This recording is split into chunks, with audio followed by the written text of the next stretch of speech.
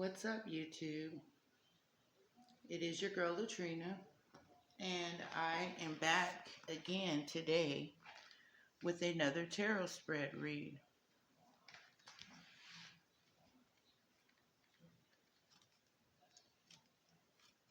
And starting off in our first row, we do get the Magician card.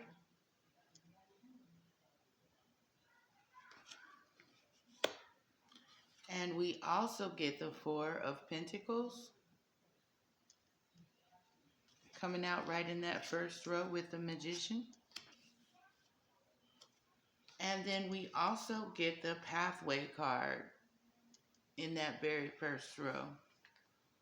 So this is speaking of a practitioner or even a actual high priest, some type of a spiritual leader. And I try to stay away from the word warlock because it sounds so primitive, but you know, spiritual leader, occult leader, someone that practices the craft. Because he actually does use this book of incantations to pull his information from. You know, he uses this book. And, you know, it looks like he's trying to hold on to something. He doesn't want to let go of something regarding this craft that he's actually been practicing probably for a long time.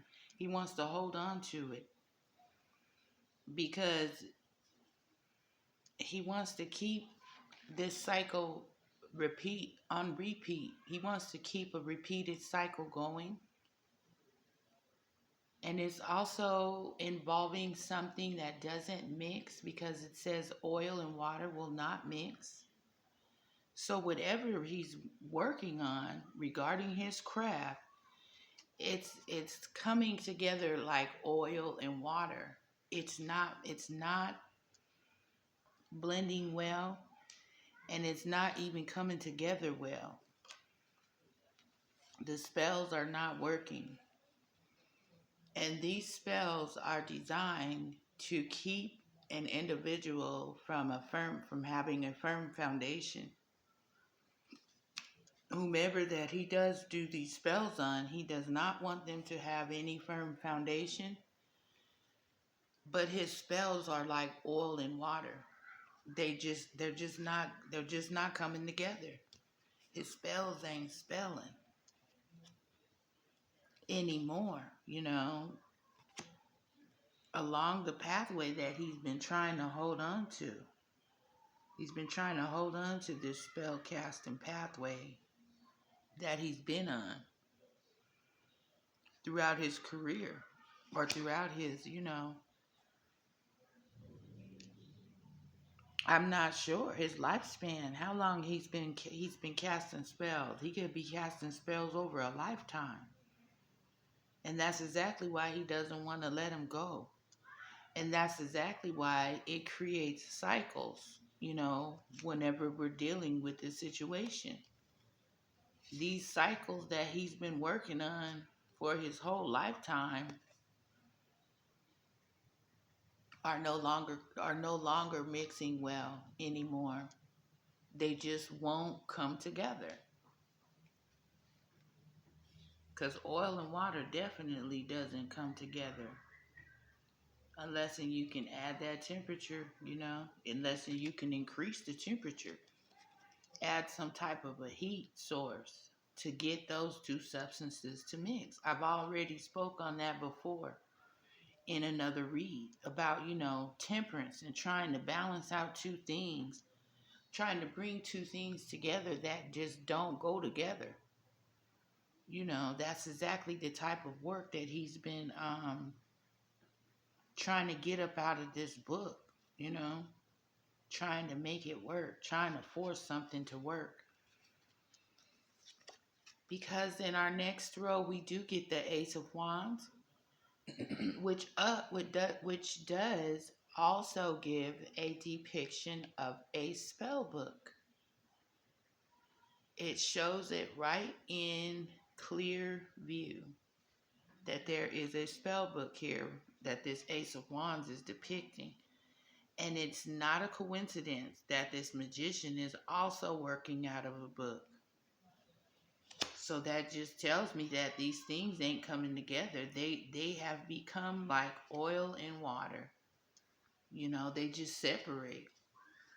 Whenever you try to get the two of them to come together, they just separate. And we also have the Eight of Cups coming out in that second row, which does speak of someone that has to walk away from something. And it looks like whatever he had to walk away from is regarding this spell book that he's been using. And he's probably under the impression that, you know, this spell book makes him very, very wise and smart. And also we get the card that says, better to light a candle than cause the darkness. Oh, then curse the darkness. So he's also using candle magic along with his incantations and along with his spell book. You know, something that he thought made him a cut above the rest. You know, he thought he was very, very smart when he was coming and practicing these type of crafts out of this book. And I'm assuming that this issue has to deal, there's another book. This lady in this solitude card is actually working out of a book. She's holding open a book, which just confirms to me that this message is highly aspecting a book. It's regarding a book that this practitioner works out of. And I'm assuming that he has to work upon this book alone. You know, he works on it while he's in solitude. You know, he had to walk away from this spell book because it was like oil and water upon this world that we're in. It just wasn't mixing. It wasn't coming together. Something that he was doing out of this book was not a proper mixture. It didn't have temperance. Something that he did, you know, he isolated himself whenever he did go to his book. He had to walk away from that.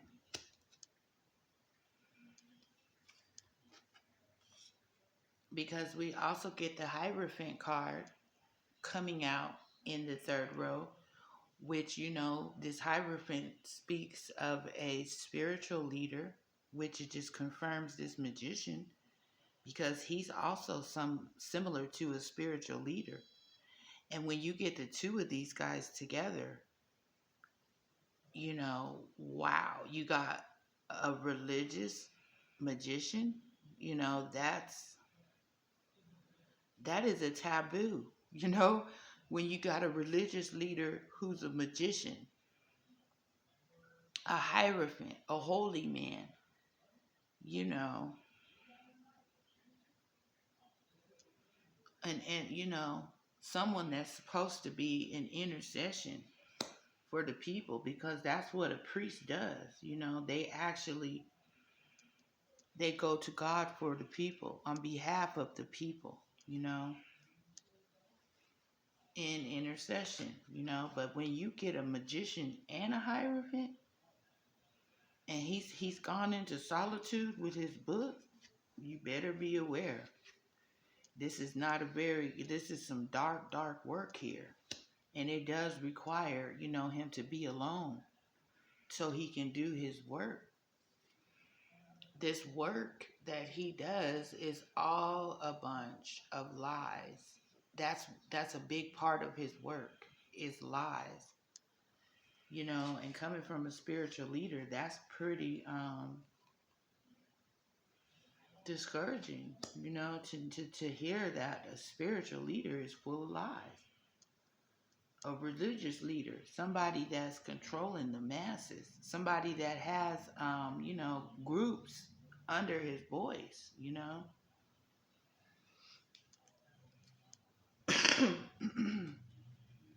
it's a little scary that this spiritual leader is a liar, you know.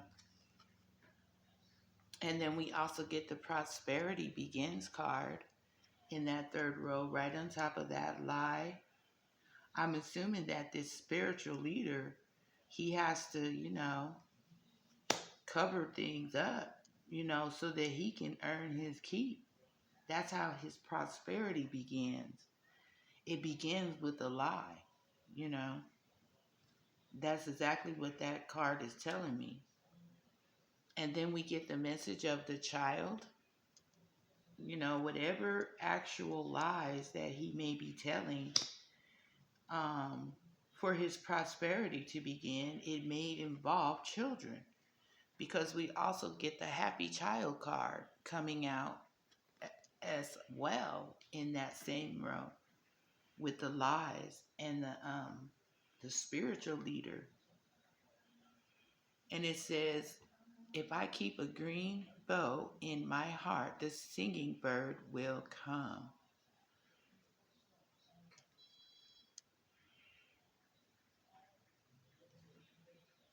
And I really don't like to get children in my messages because it's so very hard to speak for on their behalf, because I cannot even relate to what this child could even mean in this spread. And it's children, because it's more than one child, and it has to do with some kind of prosperity. Maybe he's using children to gain his prosperity.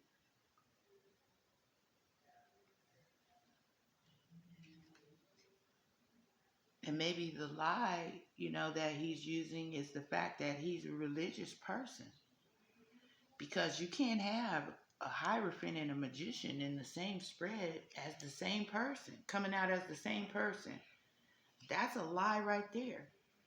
Because it's just too contradictory. It's too contradictory. Because either you're one or the other. A magician and a hierophant are far from being in the same craft. So that's a part of the lie. And then it has something to do with these children, He may be telling some lies regarding some children. And I'm hoping that he is not isolating any children, because it got the solitude card and even doing magic on these children. I just don't know. I don't see what else these cards could be saying, about this solitude and these happy children. It's a little scary. Something he had to walk away from, though, when it comes to him working out of this book. Because we can't forget about this book issue. We got 3 books. And then we even had a 4th book that came out. Where's that girl at? That she had a book too. She's right here. So we got 4 depictions of books. We got a magician with a book. We got this Ace of Wands that has an actual book in it. And this Hierophant is holding a book in his hands. And this girl that's in solitude, she has a book of an open book at that. So that's got to be significant to this read, this book that he uses to, to draw his power out of. He draws his power out of this book.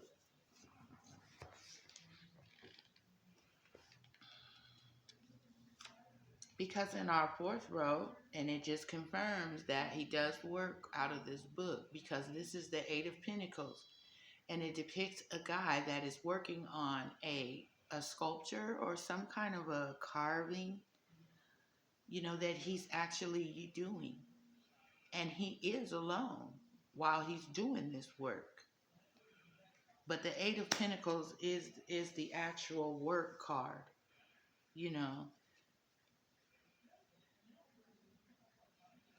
And then we also get the 3 of Wands coming out in that 4th row, right with that work card. And that 3 of Wands, it just talks of a path, that was taken. And we did get that pathway card in the very first row. So this pathway that was taken is regarding his work, his spiritual work, I'm assuming, you know?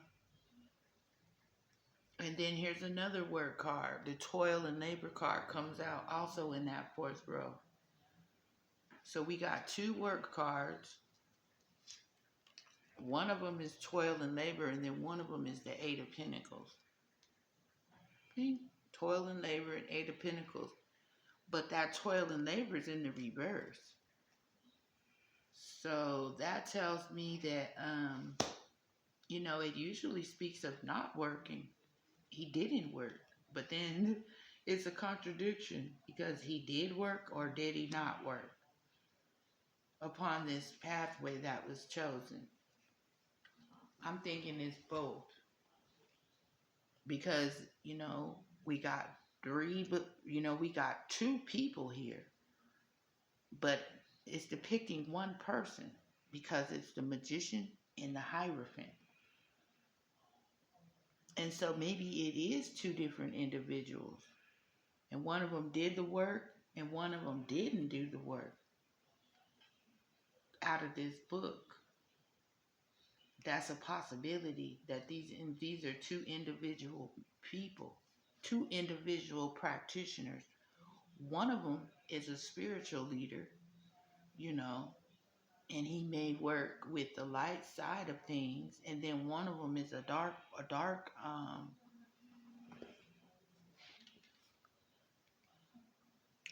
worker. He works for the dark. But I almost just want to say that this guy is just one person. That's what my spirit tells me.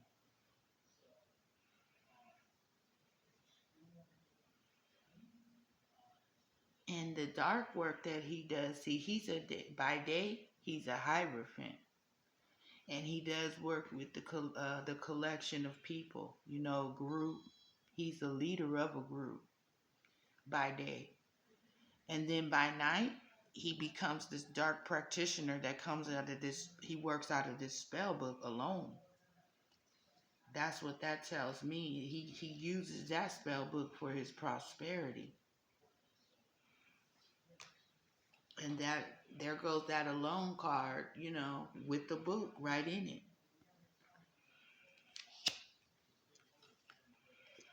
And it says the wolf changes his hair, but not his skin.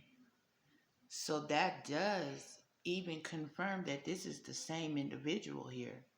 That this magician is the Hierophant also by day.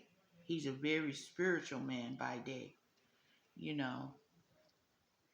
trying to lead people to God, but it's all lies. Whatever religious and holy work that he's practicing is based out of lies. This book is out of lies. His work is a bunch of not truth, because he did have to walk away from this actual practice. He had to walk away from this book too, and he had to go into solitude, or maybe he had to walk away and go into solitude to get into his book. He had to get away from the crowd, and he had to get away from his group of people that he leads, so that he could actually practice his craft, because he doesn't ever change his hair. Well, he does change his hair, but he does not change his skin. That's what that card says. He still got the same skin, no matter if he's the Hierophant or the magician. He's still a wolf. And then we got the Distant Horizons card coming out in that fourth row, along with the Material Harvest. So this wolf that never changes his hair, he changes his hair though, because by day he's a magician, a Hierophant, and by night he's a magician.